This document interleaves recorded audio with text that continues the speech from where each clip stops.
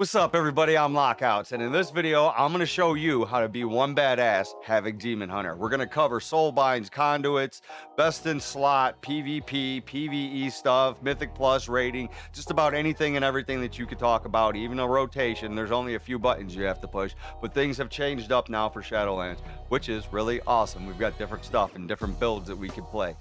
Check this out. Won't you do a thing for me? Take your mouse and click the button. Won't you subscribe to me? Lockouts providing the content that you see. I'm visually stimulating your mind, 1 minute at a time. Won't you do a thing for me? Take your mouse and click the button. Won't you subscribe to me? Lockouts providing the content that you see. I'm visually stimulating your mind, 1 minute at a time. Won't you do a thing for me? Take your mouse and click the button. Won't you subscribe to me? Lockouts providing the content that you see. I'm visually stimulating your mind, 1 minute at a time. All right, guys, jumping right into this. The first thing that we're going to cover is your covenant. The reason that I went Night Fae, and the whole purpose of why I'm Night Fae is because I like to play PvP content on top of PvE content, and I want to focus my majority of my DPS into single target. And if I want to play PvP, I want to be able to kill my target, so I don't want to min max and be losing 2 or 4% because I went with Kyrian or something else like that. So that's the exact reason why I play Night Fae, is because I play 80% of my content, 75% of my content is PvP, and the remainder of my content is pushing Mythic Plus and trying to clear raids and that kind of stuff. Same thing that you guys all do, but that's the reason why I picked Night Fae for my covenant. Going into your covenant abilities, when you have Night Fae, you have one thing that is called the Hunt. That's going to be your main covenant ability, and you end up charging your target and you strike them for X amount of damage. When you hit them, you root them for 1.5 seconds, and then you also put a dot on them, and then over the course of the time that the dot is on them, the more DPS you do to them, a percentage of the damage that you do to them is going to reverberate back to you as healing. So you want to apply as much DPS into your hunt target as you possibly can, so that you can off heal back onto yourself by dumping DPS into them, because the more DPS that you dump into your target during your hunt, again, is going to heal you. The second ability that you're going to get is going to be Soul Shape, and you turn into a little Vulpine, which is a little wolf, and you teleport 15 yards forward. And while you are teleported, if you are running the very first build for Naya, when you Soul Shape, you're going to regenerate 5% of your health every 3 seconds. So if you're playing arenas, 2s or 3s or something like that, and you're able to kite your target, well, while you're kiting your target and you are Soul Shaped, you're able to heal and regenerate 5% of your health. And that's very key as Demon Hunter, considering we don't have a lot of off heals for ourselves, especially if you're playing with another DPS and 2s and you're trying to just burst your target down and catch them in a burst rotation. So the very first thing that I guess we'll get into is the builds. So you have a couple of different builds that you're going to be able to play, and that's going to be dependent on what your priority is going to be within the game. If you're playing Mythic Plus and you're raiding, the way that you build your guy is going to be played off of your Legendaries, okay? So we'll bring up our Legendaries tab right now, and your best in slot, your go-to, everybody that plays a Havoc DemonHunter, your go-to and your goal to achieve is Chaos Theory. This makes your Blade Dance have a 30% chance to grant you chaotic blades, and increases the damage of Chaos Strike by 50%, and it also increases the chance to refund Fury by an additional 60% for 8 seconds, which means that when you use your Blade Dance, it's going to lower the Fury cost of your Chaos Strike, and you're going to be able to spam Chaos Strike over and over and over and over and over again into your target for 8 seconds, and you're probably going to generate more Fury than what you spend by using Chaos Strike. The only key with this is when you use Blade Dance to attempt to trigger your Chaos Strikes, you don't want to use just Blade Dance and be spamming it when you only have, like, say 20 or 30 Fury when you're able to use your Blade Dance. You want to make sure that you have like 80 or 100 Fury when you Blade Dance. That way you're able to have enough Fury to start Chaos Striking into your target immediately. The second best in slot that you guys are going to want to get, and Chaos Theory, guys, this is for Mythic Plus, single target, and for PvP.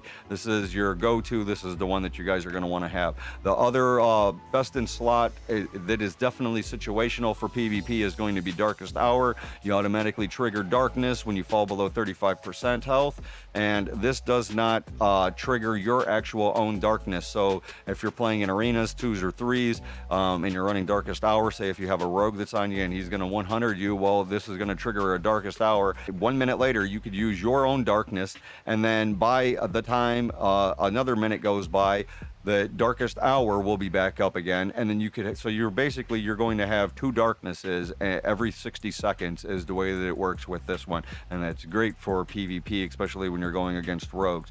Again, your go-to is going to be Chaos Theory. Now, if you're pushing Mythic Plus content, or if you're raiding a lot and you're going to be the AoE guy that's in your group, Collective Anguish is going to be your go-to. This one right here, when you cast I-Beam, it summons an allied Vengeance Hunter who casts Fell Devastation. So every time that you cast your I-Beam, this is going to summon another little copy of you that is just a Vengeance form of you, and he's going to use Fell Devastation every time that you I-Beam. And it's very, very strong when you're playing the builds that these go along with. Now, the first build that is going to be for PvP single target and for PvE single target, and also probably just my go-to all-around build, is going to revolve around Chaos Theory. Chaos Theory is also going to pair nicely with Fellblade, Demon's Blade, Glaive Tempest, Soul Rending, First Blood, Fell Eruption, and then Demonic. Again, for your level 15 talent, it's going to be Fellblade. Your level 25 talent is Demon's Blades. Your level 30 talent is Glaive Tempest. Your level 35 talent is Soul Rending. Your level 40 talent is First Blood. Level 45 is going to be Fell Eruption, and your level 50 talent is going to be Demonic. And the way the Chaos Theory works with this, guys, is going to be with your First Blood. First Blood reduces the fury cost of your blade debts by 20. It increases its damage by X amount. The damage increase is not what we're worried about. It's the reduction of the fury cost, because when Chaos Theory triggers Chaotic Blades, it's going to reduce the fury cost of your chaos. So the least amount of fury that you're able to spend in triggering Chaotic Blades by using your Blade Dance means that you're going to have more fury to spend and spamming your Chaos Strike then. And again, you want to use Blade Dance when you have at least 80 to 100 fury. That way you're able to immediately start spamming Chaos Strike, and you ensure that you have enough fury that is back behind your character so that you're not fury starved. Because if you use, say, Demon's Blade when you have 15 fury and you're able to use it, well, you don't have any fury immediately right behind that, and it's only 8 seconds that Chaotic Blades last. So what you want to end up doing is pulling your fury for as much as you possibly can so that you're able to immediately start spamming Chaos Strike again. And this build right here, guys, also pertains to like again, this is going to be highly dependent on what it is that you guys have that's unlocked, the item level that's of your guy. I highly recommend using Simulation Craft with your guy and seeing what it is. It's going to be, you know, if 1 or 2%, if you're trying to min-max your guy, it's definitely going to make a difference between, you know, Trail of Ruin and Glaive Tempest. Some situational stuff, Trail of Ruin is going to be better than Glaive Tempest. But again, if you're playing PvP, Glaive Tempest is probably going to be your go-to. Trail of Ruin works really good too, but you have to stack the Covenant ability to make Trail of Ruin actually hit a little bit harder, and then you're going to run Trail of Ruin with First Blood. So we'll go over the next build that is going to revolve around Collective Anguish, and this is going to pertain to like Mythic Plus and stuff like that. Collective Anguish, again, every time that you cast I-Beam, it's going to summon another little copy of you that's a Vengeance form, and it's going to cast Fell Devastation. Blind Fury for your level 15 talent. Level 25 talent is going to be Insatiable Hunger. Your level 30 talent is going to be Glaive Tempest. Your level 35 will be Soul Rending. Your level 40 talent will be Cycle of Hatred. Your level 45 talent will be Fell Eruption. Your level 50 talent is going to be Demonic. And the way that this works, guys, with Collective Anguish is your Blind Fury talent for your level 15 is going to increase the duration of your I-Beam. So the longer that you're casting I-Beam means that you have a copy form that lasts longer next to you casting Fell Devastation. Insatiable Hunger means that your Demon's Bite, every time that you use it, it does 20% more damage and it generates 5 to 10 additional fury. This pairs nicely, these two abilities, with Cycle of Hatred. When Chaos Strike refunds fury, it also reduces the cooldown of I-Beam by 3 seconds. Now, you could play the Blind Fury build with Chaos Theory. That's not what I'm recommending. You can theoretically play this, and this is going to be able to make you spam Chaos Strike more often. And with Cycle of Hatred, you're going to cool down your I-Beam more and more and more, which means that you're going to I-Beam more, which means that you are going to be in meta more often also. Now, Collective Anguish works really nice with this because Cycle of Hatred is cooling down your I-Beam so that you can I-Beam more. Your Blind Fury talent is making you stay casting I-Beam longer, which is going to have your copy next to you longer. And then every time you do I-Beam, your Demonic, you're going to transform into your little demon form of yourself.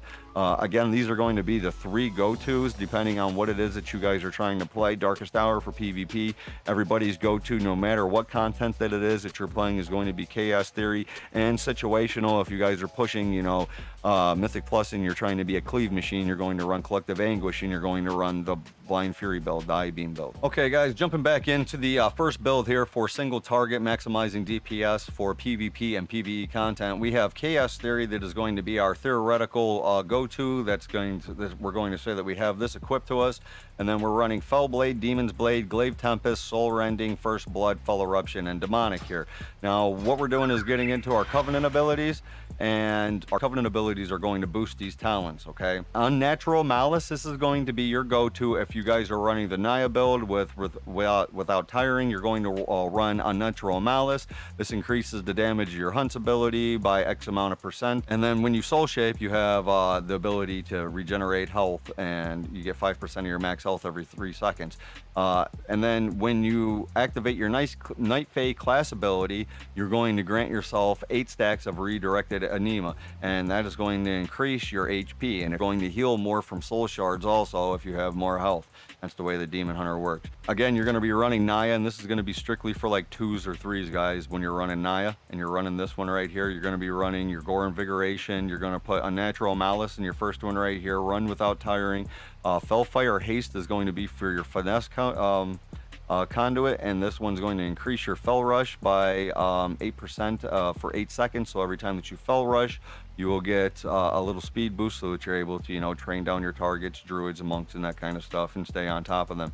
Swift Patrol, movement speed is increased by 20% for 2 minutes after defeating an enemy, which means that you drop your first target. If you guys are playing in 3s, you're going to stay all over and on top of your next target. Or if you're in RGBs and you're killing targets, you know, you could even play this in PVE, and this is just going to increase your movement speed. Viscous Ink, this is going to be probably your go-to right here. This is Demonic Wards, reduces magic damage by an additional 7%. So you get that reduction again on top of what your natural passive ability as a Demon Hunter is. Dreamweaver, this is going to be probably your go-to build right here. I play this a lot in arena just because I like pod tender, and you know, a lot of people, if they don't kill your pod, you're coming right back to life and you're going to stay in there. This is great for Mythic Plus content. This is also really good for raiding for pod tender. This is going to be just like if you're a Vengeance Demon Hunter, this is going to be like your last resort. You're able to die, pod tender will save you if you have a healer that's paying attention. Even though you'll wipe out, you'll turn into a little pod and you'll save yourself. This is great. Again, I love this little pod tender thing. Some people don't even pay attention to it, especially if you're running around and pugging in battlegrounds. You'll turn into a pod tender and they'll just run off thinking that they killed you, and you'll come back to life, and then I will delete, and then I've deleted people. They think that they got you, right? So this build right here, this is going to be my talent tree, and this is Havoc. This is going to be what I play just as my natural all-around go-to. And again, it's pod tender, Viscous Ink, that's going to be Demonic Wards, reduces magic damage taken by an additional 7%. Growing Infernal, Immolation, Auras, damage is increased by 13% each time that it deals damage. This is going to be your best in slot. This is simming best for me for my highest damage increase. This is like 2 to 4% overall DPS at the end of a dungeon or anything like that is Growing Infernal. So definitely try to get this one and have it in here as your very first ability and try to rank it up. The next one is going to be Soothing Voice. This one right here, your roots and stuns and incapacitating class effects expire or are dispelled. Your target's movement speed is reduced by 90%, decaying rapidly over 2 seconds. So this is just going to be another slow that you're able to get into, which is going to open up another potency conduit for you, which is going to be Relentless Onslaught. This is going to be your number 2 best in slot for Havoc. Running Relentless Onslaught. Chaos Strike has a 7% chance to trigger a second Chaos Strike. So again, this one right here with the legendary of Chaos Theory right here is going to trigger Chaotic Blades. Chaotic Blades increases the damage of Chaos Strike by 50% and its chance to refund Fury by an additional 60% over 8 seconds. And then when you get into your Covenant ability right here, you have Relentless Onslaught, and Chaos Strike has a chance to 7% chance to trigger a second Chaos Strike. So when you hit the ability, a 7% chance for it to go off 2 times, and you were spamming it a hell of a lot of times during your Chaotic Blades. when your legendary procs during that time. So having this in there along with your growing inferno is going to make your chaos strike be insane. The next thing that you guys want is going to be Shattered Restoration. This is probably going to be your go-to in just your overall for PvP or even just in running around in Mythic Plus content or raiding. This is a minor buff right here. It doesn't really make too much of a difference because it's 6.5% per soul shard that you increase, which is, you know, it's minor, but any type of healing that you could possibly get right now as a demon hunter, because we don't have a huge toolkit to be able to heal, not like we did that was back in BFA anyways. So this is going to be your go-to for any type of content to do with raiding or PvP or even Mythic Plus is going to be your Shattered Restoration. And then you definitely want Demonic Wards for your magic damage taken by, it reduces your magic damage taken by an additional 7%. And again, if you are playing strictly in PvP on Natural Malice, this is something that you guys are definitely want to go to, and you're probably going to want to run Naya's build when you're running strictly in PvP.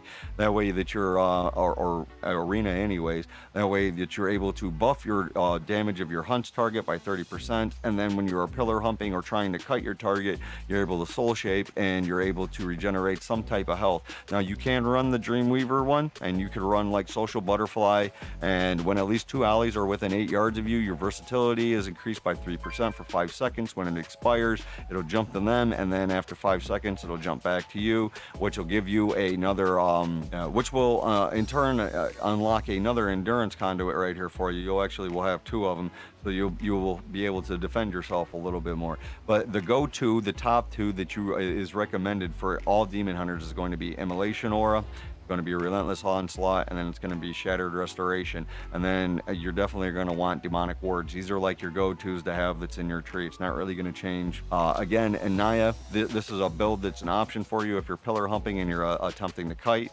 If you're playing PvP or PvE content and you're raiding and you're pushing Mythic Plus keys, this right here is going to be probably a better overall for you, especially if you're running a lot of pugs that's in just random battlegrounds and you're attempting to gear your guy or just level up your gear with honor points. This is going to be a really good all-around build for you right here too. And this pod tender thing, man, this thing it's fun. I like really having it. For PvP talents, it's going to be Mortal Rush. This is going to be your go-to right here. Reverse Magic and Cover of Darkness is going to be one of 2 that you're going to be changing out. If you guys have a rogue, again, you guys are definitely going to want your Cover of Darkness that's going to be in here if you guys are playing Arena. If you're playing against Warlocks, Mages, that kind of stuff, Casters, Boomies, that kind of stuff that puts dots and things that's on you, Reverse Magic is going to be great because, you know, you get in roots, you get ice blocked, you can't move. Reverse Magic is going to be just something that's going to take that slow or that snare that's off of you, and it will, if they're close enough, attempt to put it back on them. And this is going to be something that you guys are going to be changing out for Detainment, Mana Break, and Mana Rift. Right now, it's really it really doesn't really make too much of a difference. Cleansed by Flame is something that you guys could change out for, like Reversed by Magic. Immolation Aura will dispel all magic effects on you. So if you are rooted or if you are ice blocked, this, or if you know you have Shadow Priest dots that's on you, Boomy dots, any type of other thing like that, and your healer is unable to dispel you, Cleansed by Flame, you're able to dispel yourself. Eye of the Thoris, this is another thing that's going to be great for putting on like fire mages, warlocks, that type of stuff, boomies that have instant abilities. When you know that they're about to get into their burst, you put Eye of the Thoris on them, and as they cast, they'll kill themselves. This used to be super overpowered in BFA. I would just run around and put it on a fire mage or a warlock and run off and watch the guy kill himself every time from just casting spells. It was really fun to play. Things to stay away from is going to be Demonic Origins. You definitely don't want that stuff. Rain from Above, this used to be really, really good, but right now it's been nerfed into the ground, and it's not nowhere near as strong as what it used to be, and it's just kind of actually only postpones the inevitable, which is you're going to die. So stay away from Rain from Above anymore. What's going to be staying in there at all times though is going to be Mortal Rush. Your Fell Rush afflicts targets it deals damage to with a mortal wound. It reduces the effectiveness on healing on the target for Fell Rush. It'll put Mortal Rush on them, and it'll put a little mortal wound on them. These are again going to be the two that you're going to change out. The one that I usually keep in here is Cover of Darkness and Mortal Rush, and then I end up changing out Reverse Magic for either like Eye of the Thoris, Cleansed by Flame, or Detainment. Again, Mana Rift and Mana Break, it is such a bursty comp that is being ran right now for the meta that's in Arena. There is no trying to set up and go into stages of dampening anymore. So, you know, these are they're nil and void. Mana Rift and Mana Break, they're really nil and void. They are situational. If you are playing, you know, against comps where you think it's going to go into dampening or something like that, and you want to line up Mana Rift, well, go right ahead and, you know, play it. There's really no wrong way to play it. If it works for you, dude, it works for you. I'm just suggesting what it is that works for me the best and the reasons why I use them. If you play something that's different, leave your comments below, help the next fella out. Maybe he'll run it too. Who knows? That's what it's all about, right? All right, so for the last recommended build that you could change in and out, that is again situational, guys, is this is going to be probably more for PvP content than it is PvE, depending on how you guys want to play. What you end up doing is you use Trail of Ruin with First Blood, and then you end up using Dances with Fate, and you'll put Dances with Fate in a potency conduit instead of like having Chaos Strike, having a 7% chance to trigger a second Chaos Strike, or Immolation Aura. Now this is going to be a 2 to 4% damage increase overall as Growing Inferno, so it almost is defaulting you to remove Chaos Strike to put Dances with Fate into this ability right here. And what Dances with Fate does is the final slash of Blade Dance deals an additional 13% damage. And what Trail of Ruin does is the final slash of Blade Dance inflicts an additional 1039 chaos damage over 4 seconds, and this puts a bleed ability that's on your targets. This is going to buff your Trail of Ruin dot by 130 points for every 1,000. So let's say that you're all buffed up and Trail of Ruin is going to hit for 2,000. It's going to hit for 2,260 over 4 seconds instead of, you know, 2,000. If it's just a regular Trail of Ruin without any buffs that's on you that goes off and it only ticks off for 1,039, well, that's what it's going to tick off with. If you end up buffing it with Dances with Fate, it's going to tick off for 1,160. It doesn't seem like it's that much, but if you were playing PvE content or if you were playing an arena, at the end of it, that extra few seconds of that dot ticking off on there, for that extra little bit, it adds up dramatically, and it's almost a toss-up between Glaive Tempest and Trail of Ruin. The difference being between Glaive Tempest and Trail of Ruin is Glaive Tempest is set up so that you could burst into your target and nearly one-shot them from the hunt. Trail of Ruin is more of a, I'm going to beat you down and keep a bleed on you all the time for like druids so that they can't stealth on you, rogues, that kind of stuff, or just trying to maintain some type of DPS on your target because you're ranging from it. So if there's a bunch of stuff that's on the ground and you're not able to stand over there hitting it all the time, well, using your Trail of Ruin or your Blade Dance is going to put Trail of Ruin and put a bleed that's on them so that you're able to all the time have some type of damage that's going on. If you're running like PvE content, for instance, or if you're pillar humping, you could Blade Dance on that guy, run around the pillar, and you still have a dot that's on him ticking off some type of damage. That is going to be the benefits of running Trail of Ruin and then pairing Trail of Ruin again with Dances with Fate. But my go-to that I'm going to say to you guys is going to be Glaive Tempest, and you're going to use Glaive Tempest right after you do the hunt, and you're going to pop all your trinkets, you're going to hit your ability for the hunt. As soon as you hit them from the hunt, you're going to drop your Glaive Tempest, and then you're going to I-beam into them. As soon as you I-beam into them, you're going to want to pop your Immolation Aura, and then beginning to just dump as many Chaos Strikes as you possibly can into them, guys. And if you're running Chaos Theory for your Legendary, you know, you're going to pull up to about 80 to 100 Fury, and then you're going to crack off your Blade Dance, hope that it generates the RNG proc for Chaotic Blades, and then you can just get into spamming one button, Chaos Strike, and that's all that you're doing with this, is just spamming Chaos Strike and spamming Chaos Strike. So these are going to be the best builds. These are going to be the best different ways to move your conduits with your different abilities with your legendaries and different stuff to mix back and forth. Again, this is going to be trial and error. It's going to be highly dependent on what your item level is, whether you're 170 or you're 220 or if you're 190. It's all going to be different. You could, from what you're simming at 170 and what it's telling you to play versus what you're going to be when you're 205. Simulation Craft is going to tell you a different different stat priority and different builds. So again, use raid bots. Use raid bots in conjunction with the add-on of Simulation Craft. This is going to help you guys be able to sim your character as you guys are getting gear, to know what it is that you should be aiming for stat priority, what gear you should have on, what you should have on there for enchants, anything and everything that you need to know is going to be done from that add-on and that website. And it's definitely highly recommended that you get Simulation Craft and then use that with the raid bots add-on. All right, guys, so what we've done here is we've covered talents for PVE, PvP, different stuff for Mythic Plus content, raiding, different soul binds and different conduits to push with different legendaries, to go with different builds for our talent trees. And these are going to be the best priority conduits for Night Fae.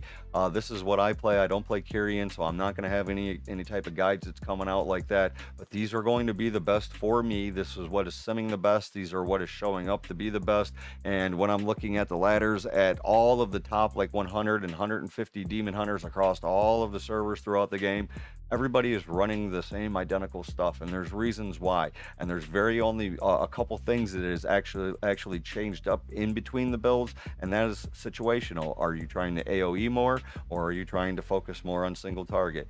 And the thing with Havoc DemonHunter is whatever you're going to play for arena for single target is going to be the best for you for rated battlegrounds. It's also going to be the best for you for pug battlegrounds. It's also going to be the best go-to general ability for you for Mythic Plus content.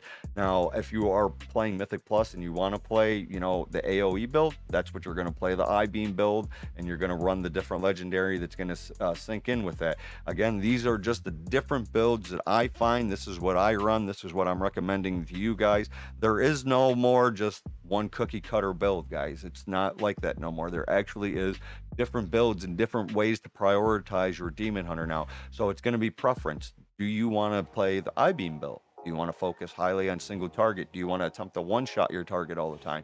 It's completely up to you for what it is, for what content it is that you want to play. That's why I've covered all these different abilities and the different conduits and the legendaries for the best ways to be able to pair everything back and forth. All the other stuff is kind of irrelevant if it's so early in the game. If something does change, we will make an updated guide for this, and we will change all that. Until then, I'm just trying to help you guys out. Leave your comments below, help everybody else out. That's what it's all about, guys, is building a community. This video isn't sponsored by anybody. Jump in my Discord, follow me over on my Twitter, go and check me out over on Twitch. We stream over here on YouTube all of the time too. If you guys could do all the stuff to help a fella out, click all the little buttons, like, follow, subscribe. I'm Lockouts. Peace. Won't you do a thing for me? Take your mouse and click the button. Won't you subscribe to me? Lockouts providing the content that you see. I'm visually stimulating your mind, 1 minute at a time. Won't you do a thing for me? Take your mouse and click the button. Won't you subscribe to me? Lockouts providing the content that you see. I'm visually stimulating your mind, 1 minute at a time. Won't you do a thing for me? Take your mouse and click the button. Won't you subscribe to me? Lockouts providing the content that you see. I'm visually stimulating your mind, 1 minute at a time.